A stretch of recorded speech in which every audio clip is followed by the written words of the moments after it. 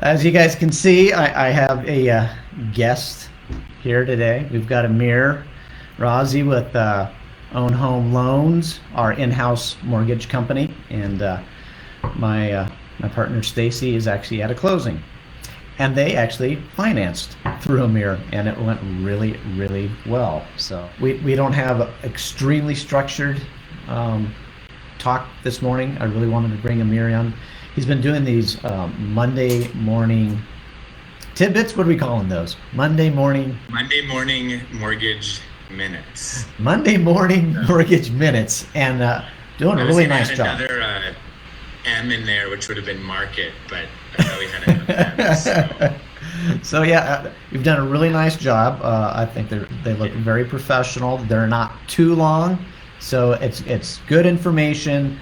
Please watch them, guys. And I know you're like me. You see a post, you're like, I'll get back to it, and then you forget about it and you don't do it. And I'm sorry, I've actually done that to Amir as well. I'm like, oh, this looks like a good one, and I scroll and I go somewhere else. I'm like, no, I said I was going to watch it, and then I end up watching it and go, oh, dang, I actually learned something. So yeah, you're doing a really nice job. They are useful information. So why don't you kind of just give us a quick recap if we haven't watched them, and then hopefully we'll have some questions from people, or you can just kind of give us an update on the market. Yeah, so the Monday morning mortgage minute videos are really meant to just give you guys some very quick tidbits on what's happening in the mortgage market, updates as far as rates, how they affect your buyers. And then a lot of it's just kind of something that I feel is helpful, and I'm usually pulling from things that are happening with loans we're doing with equity agents. So, we talked about appraisal waivers, how you can use those. That came about because Stacy and I happened to be doing purchase transaction together where we used an appraisal waiver to give a competitive advantage during the bidding process. I had somebody reach out the other day. It was a client prospect. They were talking about paying off all of their debt prior to applying. That's where the last video came about, the most recent one, and I explained to them why they shouldn't do that right away. And then the very first video was actually just about how low rates are, the buying power that gives to your buyers. And then in addition to that, Fannie Mae and Freddie Mac made some changes recently to self-employed borrowers and how they qualify. So little tidbits just coming about that we feel are going to be helpful to you as agents, especially during your conversations with buyers. And then hopefully, this is information that you can reach out to us on if you have questions, and we can elaborate on how you can use some of these tools that we'd like to give you for your buyers. So actually the one about the refis and what's going on there and how that's affecting purchase, could you go over that again? Because that was extremely informative. And I think, anytime that we know just enough to show our expertise, not that we're going to be lenders and we need to qualify our buyers completely. We need to know the basics to qualify our buyers before we send them off to you. So we're not just sending someone who, couldn't even buy get a rental. We want to do the basics. But knowing this really, I think, makes us much more professional in understanding what's going on in the lending world and how that is affecting our buyers. So if you'd go through that one more time, because I thought that was highly informative. Thank you. Yeah, so a lot of the information we're giving, we're really trying to give you information that is applicable to all lenders. It's not just us. So anytime you're dealing with a conventional conforming loan, no matter who you're using, that's going to go to Fannie Mae or Freddie Mac. So it doesn't matter which lender you are using or who your buyer has picked. These things are going to, most likely apply to their loan. So what Todd was referring to is a loan level price adjustment that Fannie Mae and Freddie Mac made to all of their refinance loans on August 12th. And the reason that is affecting purchase loans, and a lot of people, when they look at this information and they see it online, maybe it's on some news channel they're looking at, they don't really think about it applying to purchases because it specifically says it's applying to refinances. But what happens behind the scenes when lenders deal with these loan level price adjustments, these are price adjustments that are made at a very fundamental level when a lender is selling these loans to Fannie Mae and Freddie Mac and they're being securitized. So this price adjustment happens to apply to all refinances, which means a lot of lenders are going to be eating a relatively large fee on a big portion of their refinance pipelines. And what typically happens in these situations is they will try to make up the costs and the losses amongst other loans and other products. So we saw some of this spreading to rates for purchases and other loans, and every lender is handling it a little bit differently. So as they spread out these costs, they're also trying to close as many loans as possible, which is why we saw some purchases have slower underwriting turn times last week. A lot of lenders were trying to close out as many refinances as they could so they didn't lose money, and they could make a deadline, which happens to be September 1st.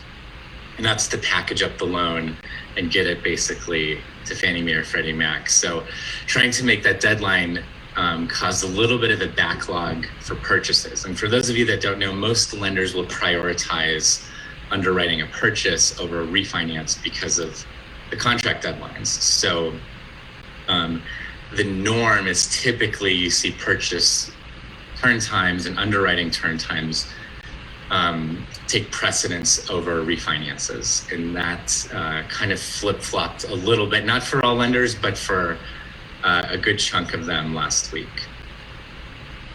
Awesome. I appreciate that. Questions. How do we have a 3% or 2.9 or whatever we're at when the Fed is at zero? Why are we at 3%? How do we go lower? And what's it, here's a tricky one. What's it mean if we go negative? As in, some countries are negative, and how's that work? Yeah, so the federal funds rate is near zero. The Fed has basically said that they're going to keep the federal funds rate near zero really until the end of 2022, which is kind of scary in a weird way, because that speaks certain things about our economy right now. But the federal funds rate is not directly tied to mortgage rates, unless you're talking about an adjustable rate. And I'm not going to get into exactly how that works right now, but because most people are doing fixed rate mortgages. But the federal funds rate is indirectly tied, because ultimately the federal funds rate is what most large regional banks are borrowing money at. So it affects how banks and then everybody else that the banks lend to, which could be smaller banks and other types of banks, it determines the cost essentially that they're borrowing money at from the Federal Reserve. Mortgage rates are dictated by the prices that mortgage-backed securities are sold at on the secondary market. So they're loosely tied, but they're not directly tied. Mortgage-backed securities are actually more closely tied to 10-year Treasury notes. But there's not a huge correlation there. And one reason we won't necessarily see 0% mortgage rates, and the reason mortgage rates are so low right now, is there's a lot of investors looking to invest their money in what they think are safe investments, and that creates a certain demand for mortgage-backed securities, which is what drives rates down. As far as the federal funds rate going below zero, that's a situation where essentially they have no liquidity, and they are basically saying, we will pay you to take money, which is never a good thing. No, On no. that larger Yeah, we scale. don't want that. Yeah, Yeah, we don't want that to happen. I mean, I know people love. Rates are nice the way they are, but we don't want to be in that situation. It's not healthy. I mean, yes, as a Right. buyer, as somebody who's borrowing money, it's wonderful. For the overall economy to be this low, that is not a good sign. No. So yeah, I wanted to ask that question. I know that goes over a lot of people's heads because we're constantly, Yeah, how does this work? It gets kind of convoluted when you really delve into it. So if anybody's really curious about how that works, feel free to call me. It's about a 30-minute explanation if they really want to know all the inner workings, but I'd be happy to chat with you about it. And I kind of wanted to throw that out there because I knew you would know the answer. You know this industry inside and out. So yeah, anyone that has a question, regardless of whether or not you're using us, and again, Ohn Home Loans is owned by myself and Amir. It's our in-house company. Of course, we'd love you to give us a shot and try us out, but we're here to support your business. So you got a question, you need help, Amir's a great resource. So we do have some questions here. So let me ask, Dawn has a buyer who responded to her this morning that they are now wanting to wait a year so FHA will account for his overtime, which is substantial. If waiting 1 year, I'm thinking he can do work to be conventional. A friend of his is the lender. How best can I suggest he get a second opinion? And also, would you coach buyers with scenarios like this to work towards better lending options or find ways to get them qualified today and educated as to why that extra money may not matter if prices continue to increase? And that right there is, Dawn, is the last sentence is extremely important. Are you going to catch up with the market? Yeah, so there's a lot to unwrap with that question. And I will also kind of delve into how we deal with your buyers, with you as the agent in mind, because we're really going to focus on a few different items here. And there's different levels of how we prioritize these pieces. For me personally, the golden rule is to take the best care of your clients as possible, right? I'm just kind of making a hypothetical scenario if you referred this person to me based on the last part of the question.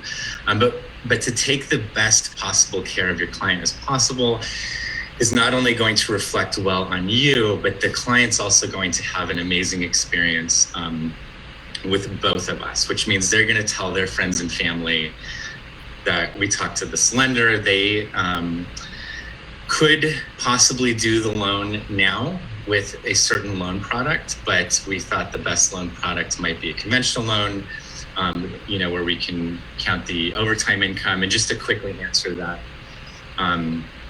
question, right now, typically for conventional, in most scenarios, you're also going to need a history, and it's typically a 2-year history. It doesn't have to all be with the same job or same employer, but conventionally you're going to typically want to see a 2-year history. But if that person came to us, for example, and asked for a loan, we would go through all of their loan options. And if there was a loan option where they could buy a house now, we would break down the pros and cons of that particular loan product. Typically, loan products where you can count overtime without that history are going to be more of the non-qualified mortgage variety, which means that the rates and the pricing are going to be a little bit higher.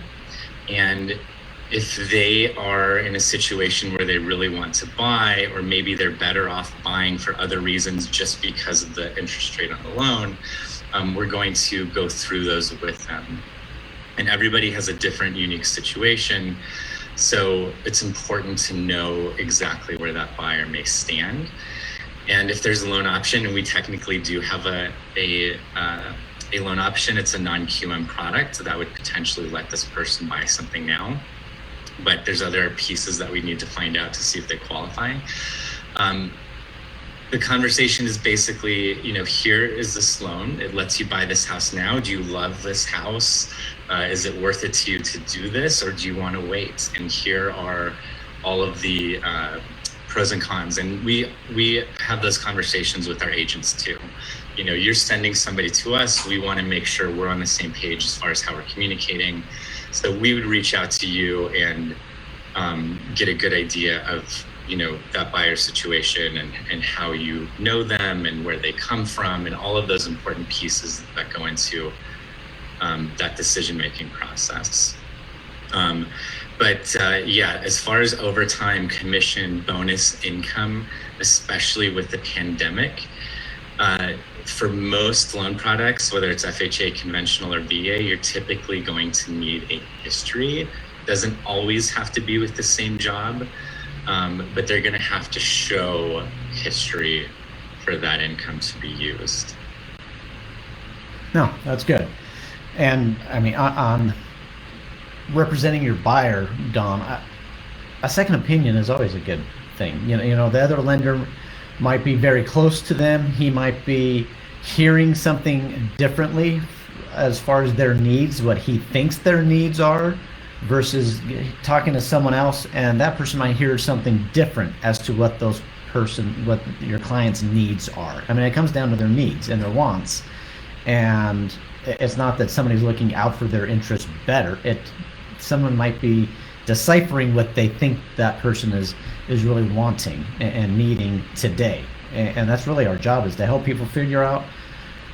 They think they know what they want to buy. They sometimes tell you they want a fixer-upper, that they can work on and put some sweat equity into it, and then the next thing you do, you show them new construction, they're all giddy and they're all excited and they buy it. So it's our job to help people figure out what truly they're trying to accomplish, and sometimes maybe their lender friend's too close and thinks what they're trying to accomplish is totally different than what someone else is going to hear from them. And with the market, I mean, we had a 10% increase in prices last month, over month. I don't know what price range these people are in. I don't know how much more buying power they'll have in a year from now. But to catch up month over month, 10%, that's really hard. So. Yeah, and Don, I just pulled up, I can see your question now. I can read the whole question here. But how best can I suggest he get a second opinion? And I think that's a really good question, because sometimes as an agent, there's this fine line you have to walk with somebody who already is very set in their ways with the lender that they're using. But then sometimes it's not working out, and it's very obvious to you as an experienced agent that the lender they're using isn't showing signs that they're capable of doing a good job. So in this situation, it sounds like they are using a friend. So, you're a little limited on how you can approach that and how you can communicate to them and kind of try to ease them into, using a different lender. And I think a lot of it is based on the existing rapport and relationship you have with that particular buyer, because every buyer that comes along, could fit into a different bucket, so to speak, right? You might have somebody that just reached out to you through Google and you know them very little and you're still kind of courting them. But then you may have a good friend who you've known for years, who's going to listen to every word that you say.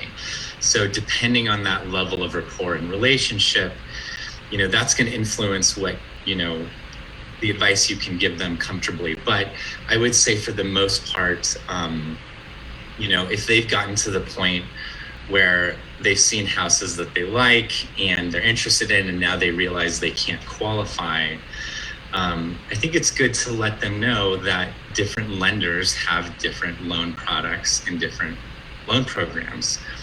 Different lenders have different levels of underwriting overlays. And that they really don't have anything to lose by getting a second opinion. And it's kind of like getting a second opinion from a doctor. If a doctor tells you that mole doesn't look good and they want to remove it, maybe you should get a second opinion before they start chopping into you. And the same thing applies with a loan. If your loan doctor says you don't qualify right now, but you are dying to buy a house, it doesn't hurt to get a second opinion. And I think you just lightly suggest that and let them know that there are different loan products and not all lenders have the same underwriting guidelines. So it's good to check, and the only thing they have to lose is the time they're going to spend checking and finding out and making sure that they can't buy a house right now. That's perfect. And so thanks for your question, Don. Got another good question here for you. And you mentioned overlays and building this company with you. I've learned things. I didn't even know what overlays were. I've been doing this business for 30 years. And so that might be part of the answer to this next question. So John Holmes says, both my closings got pushed back last week because of delays with the underwriter. They came back last minute asking for more information from my buyers. I was told the week before that everything was okay.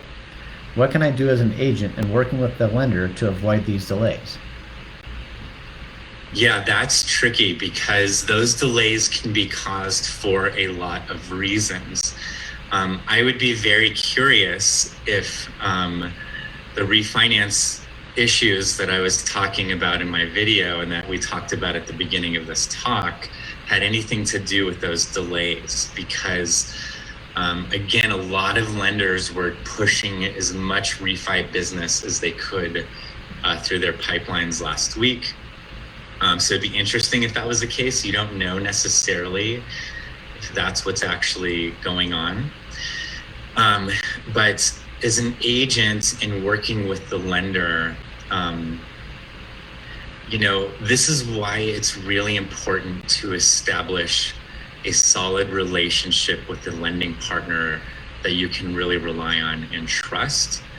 And, a lot of determining how good the information is they're giving you is, what level of detail are they giving you in regards to the loan? Now, some lenders can't tell you, certain things, and that's mostly in regards to personal identifying information for your buyers. But in general, most good lenders should be able to give you a really good understanding of what's happening during the loan process. So as an agent, one of the first things you want to gauge when you're working with a lender and when you're choosing a lending partner and who you are referring buyers to is, what level of detail are they giving me in regards to my buyers? And if they're not giving you much, maybe you're not asking for it. So it's not a bad idea to ask and ask follow-up questions to questions you ask to make sure that the person you're relying on to close this transaction is doing everything that they need to. And if they don't sound like they're on top of it, they may not be. One of the things that makes us a little bit unique at Ohn is, we are talking directly to the underwriters.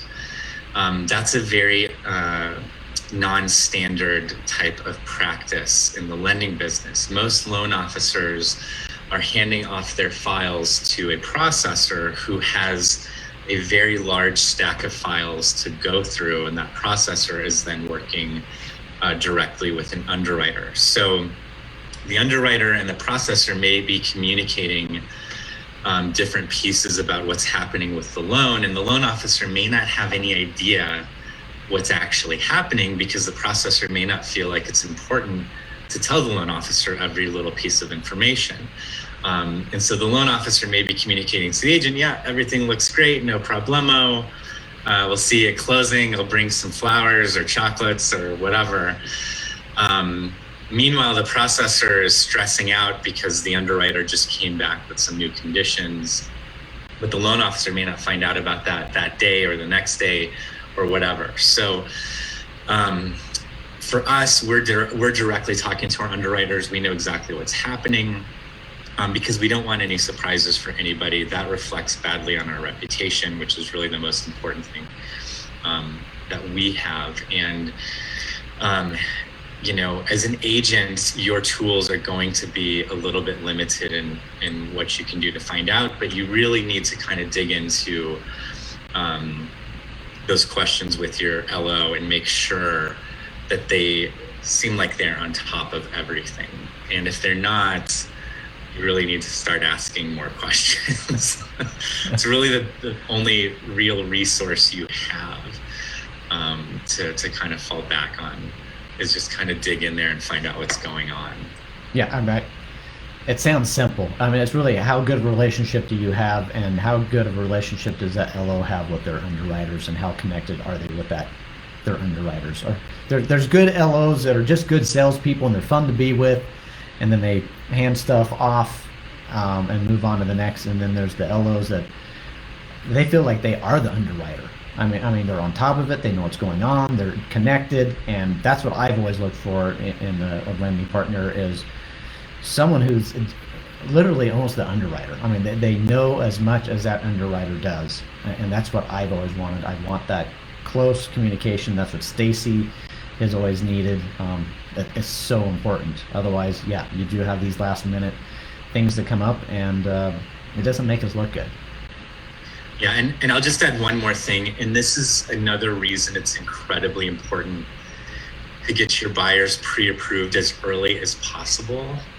So many problems and delays can be alleviated when you have a good loan officer with good resources that is in communication with those buyers early, collecting documents, income documents, pay stubs, tax returns, whatever it may be, and getting all of that done ahead of time.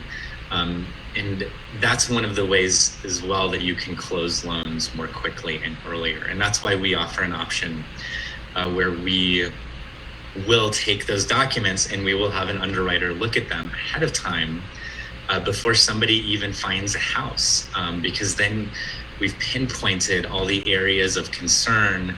Everybody is in the loop on what's going on. Everybody knows the issues that we're going to be dealing with during the loan process, and we kind of get ahead of the game and tackle those items before that person's even under contract. So when they do get under contract, there's no surprises, there's no delays, those sorts of issues. Awesome. So I've got two more questions. This next one, I'm going to skip Paul for 1 second. We'll get back to Paul's because his is a little bit longer. This is a quick one, and I'm curious too. Karen asks, are lenders still checking employment multiple times during the transaction? Yes, and that is going to depend a little bit on the loan product. I will talk about conforming loans in this situation because most of the loans right now are conforming conventional, which is Fannie Mae, Freddie Mac. But Fannie Mae and Freddie Mac are still both requiring an employment verification at least 10 days prior to closing. And when I say at least, it can't be any longer than 10 days. So 10 days is the longest. So most lenders are typically checking employment right at the beginning when the loan's submitted to underwriting, and then they're going to check again prior to closing. The big variability is going to be how close to closing is that employment verification done. Some lenders, and this is considered an overlay, will require the employment verification to be done the same day, 2 days, 3 days prior to closing, which is a little bit of a tight window, and that can create a little discomfort towards the end of the transaction because the lender may not be able to get a hold of the employer right away. So may delay documents to title, and may delay the closing disclosure getting balanced, things like that. But in general, almost all lenders are going to require at least 2 employment verification checks. And just so everybody knows, there's 2 different types of employment verification. There's a written employment verification where the employer will either fill out a form or where the lender will go to a third-party service like the Work Number to get all of the details as to start date, salary, base pay, whatever it may be. And then there's a verbal verification of employment where the lender will actually just call the employer to verbally verify that they actually work there.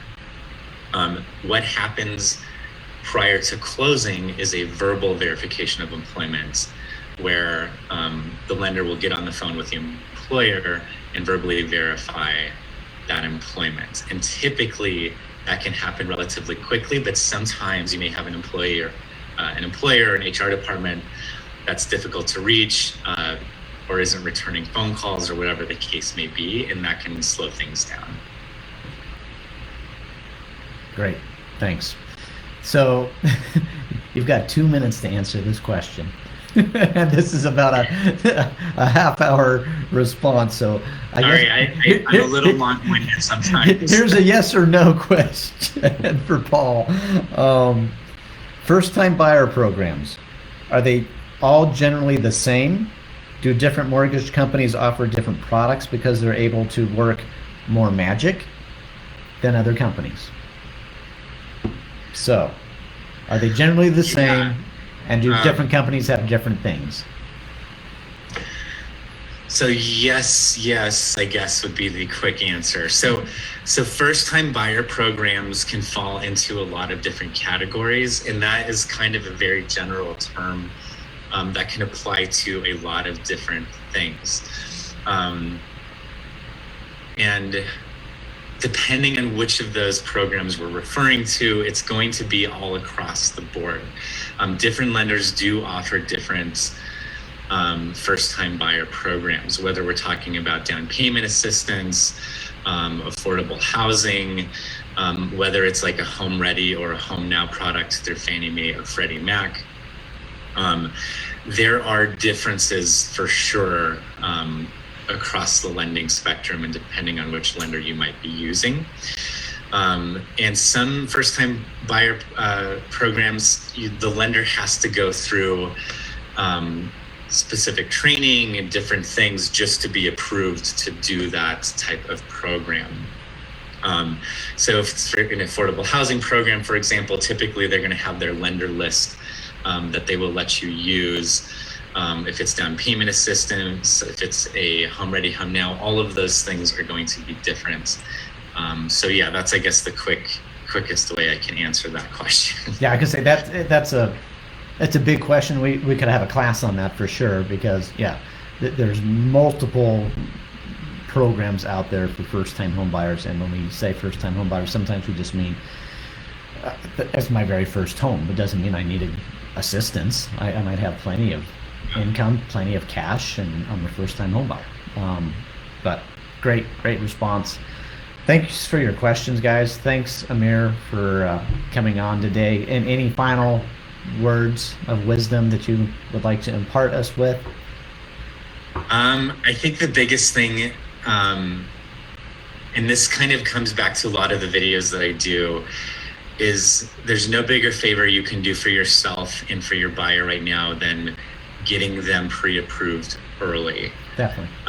And figuring out ways, and I talked earlier about different buyers you have different levels of rapport and relationship with, but having different scripts for how you can basically motivate that buyer to get pre-approved early is really one of the best things you can do for yourself and your buyer. So as a lender, that's, I think, probably what I would tell agents the most is work on getting your buyers pre-approved as early as you can, and figure out ways to do that. Definitely. Definitely. Don't put people in a car until they're pre-approved. The last thing you want to do is get someone all excited about a home that they're going to go show their family, and then they find out that they can't get it. Not to mention, it just makes them a much stronger purchaser in the event of a multiple offer. And have you made phone calls to people in multiple offer situations, other agents and talked about the buyer you're working with and kind of sold your... Always. Oh, do you? Okay. Always. Yeah. And we have 3 different levels of pre-approval. We have pre-qualification, pre-approval, and then we have our pre-approval with underwriter review, which sometimes can be grouped together with an appraisal waiver. And when I talk to a listing agent, I explain, especially for somebody that's come in early, we've worked with, we've got the documents, I make sure that listing agent understands why this offer is different than their other financed offers. And that really resonates, especially if it's a weekend call where maybe somebody else isn't picking up the phone or available. Agents like that. They know, listing agents know, if this person available Sunday morning, they're probably going to be available on a Sunday morning during the transaction, and I'm going to get answers if I need them. So those phone calls can go a long way in winning that offer, especially when they understand that a real underwriter has actually looked at the file or whatever the case may be for that particular buyer. Perfect. But whatever edges, whatever competitive edge we can get to help our buyers win that offer, we want to try to use those. Awesome. So thanks again, Amir. And again, we're here, guys. Amir's part of the team. Whether you're using us for the loan or not, if we can help you answer questions, make your life better, easier, we're here for you. So hope that was helpful. Have a great rest of your week, and look for the Monday morning mortgage minutes next Monday. See you guys. Or as my 8-month-old daughter likes to say, Perfect. See you guys.